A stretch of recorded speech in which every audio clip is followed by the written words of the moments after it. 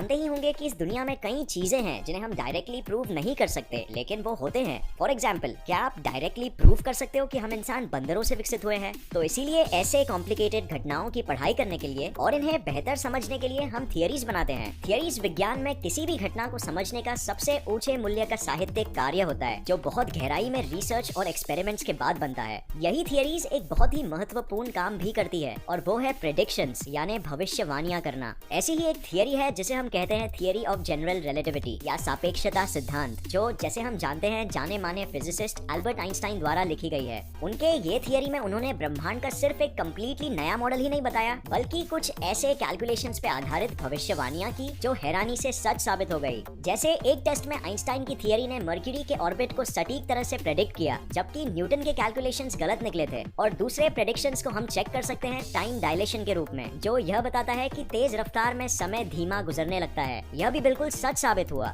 Einstein के हिसाब से स्पेस सिर्फ खाली अंधेरी जगह नहीं है, बल्कि एक 3 डायमेंशनल फैब्रिक की तरह है और उसके अपने प्रॉपर्टीज यानी विशेषताएं हैं।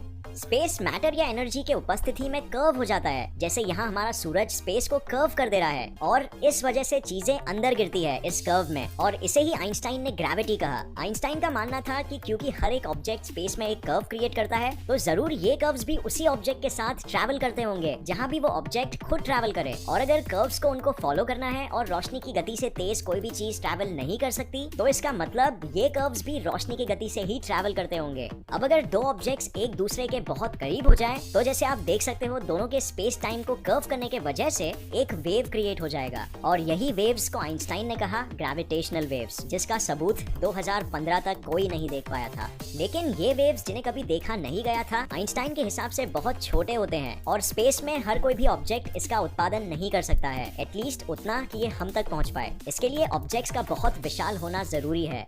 विशाल ऑब्जेक्ट्स। जब भी हम अंतरिक्ष में विशाल ऑब्जेक्ट्स की बात करते हैं, तो हमारे दिमाग में सबसे पहले क्या आता है? Right, black holes. लेकिन ये शब्द ब्लैक होल्स के बारे में आइंस्टाइन के समय में किसी ने नहीं सुना था। इनफैक्ट ये शब्द का उपयोग थियरी पब्लिश होने के 50 साल बाद तक कभी नहीं हुआ था।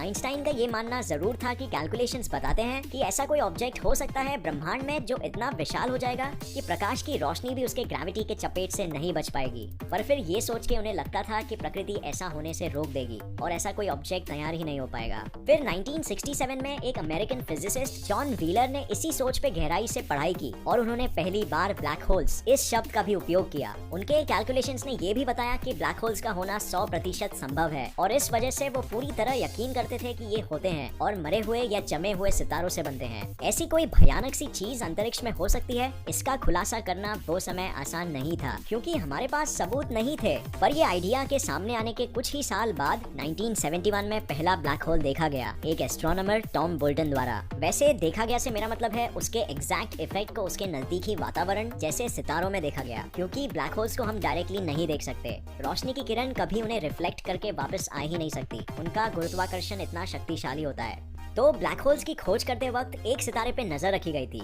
जो दूसरे सितारों की तुलना में काफी ज्यादा तेजी से किसी चीज को ऑर्बिट कर रहा था, और जैसे थियरीज ने प्रेडिक्ट किया था, वो बिल्कुल अपने अंदर सारा मैटर खींच के रेडिएशंस को बाहर फेंक रहा था, जैसा हमें क्वेजार में देखते हैं।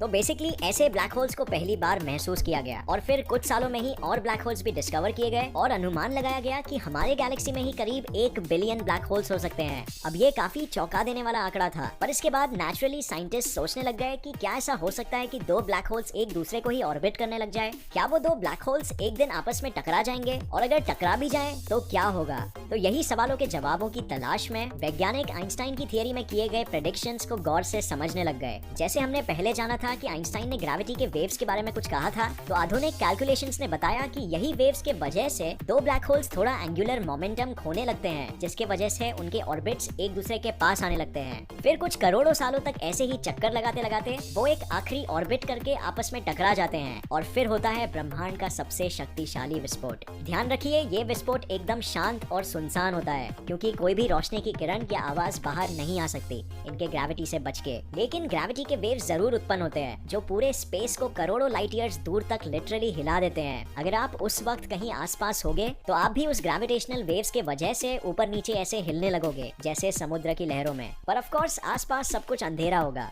वैसे अंधेरे की बात करते हुए क्या आप जानते हैं कि लगभग 95% स्पेस एक्चुअली अंधेरे से भरा हुआ है। रोशनी सिर्फ स्पेस के 5% हिस्सों में ही है। तो स्पेस के इसी 95% अंधेरे हिस्सों में दो किस्म के ब्लैक होल्स पाए जाते हैं। एक होता है जिसे हम कहते हैं स्टेलर मैस ब्लैक होल, जो यूजुअली छोटे होते हैं और सितारों के ही अपने ग्रेविटी में मरने से बनते हैं। अब अगर दो सूरज से 50 या 100 गुना विशाल सितारे एक बाइनरी स्टार सिस्टम में एक दूसरे को ऑर्बिट कर रहे हैं और एक सितारा सुपरनोवा धमाके में मर गया तो मतलब एक सितारा एक ब्लैक होल को ऑर्बिट करने लग जाएगा। फिर दूसरा सितारा भी ऐसे ही धमाके में एक ब्लैक होल बन गया तो हमें दो स्टेलर मैस ब्लैक होल्स मिल जाएंगे जिनका मैस 50 सूरजों के बराबर होगा। और फिर करोड़ों सालों में इनके आपस में टकराने के बाद ग्रेविटेशनल वेव्स जरूर उत्पन्न होंगे, बट ये ब्रह्मांड के सबसे शक्तिशाली धमाके नहीं होंगे क्योंकि ये स्टेलर मैस ब्लैक होल्स थे। पर ये ब्लैक होल्स से कई गुना विशाल होते हैं दूसरे टाइप के ब्लैक होल्स जिन्हें हम कहते हैं सुपर मैसिव ब्लैक होल्स। ये ब्लैक होल्स का मैस करीब 1 मिलियन से 37 बिलियन सूरजों के बराबर होता है और ऐसा एक ब्लैक होल ऑलमोस्ट हर गैलेक्सी के बीच में होता है। ये ब्लैक होल्स जब आपस में टकराते हैं तो ब्रह्मांड की सबसे शक्तिशाली घटना होती है जो स्पेस टाइम में ऐसे वेव्स क्रिएट करते हैं जो हम करोड़ों लाइट ईयर्स दूर यहाँ पृथ्वी तक महसूस कर सकते हैं।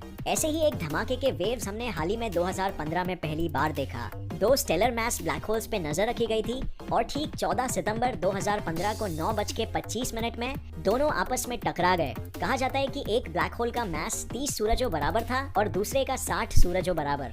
टकराने से पहले इनका आखिरी ऑर्बिट सिर्फ 1 सेकंड के 5वें हिस्से तक ही चला और फिर हो गया ऐसा धमाका जिसके वेव्स हमने यहाँ तक महसूस किए। साइंटिस्ट ने ये वेव्स लाइगो यानी laser interferometer gravitational wave observatory नाम के एक ऑब्जर्वेटरी में रिकॉर्ड किया और फिर एक साउंड मॉडल में इनकी फ्रीक्वेंसीज को एक्सप्रेस किया। मतलब अगर स्पेस में एक एटमॉस्फेयर होता जैसे पृथ्वी में है तो वो आवाज हमें कुछ इस तरह सुनाई देती।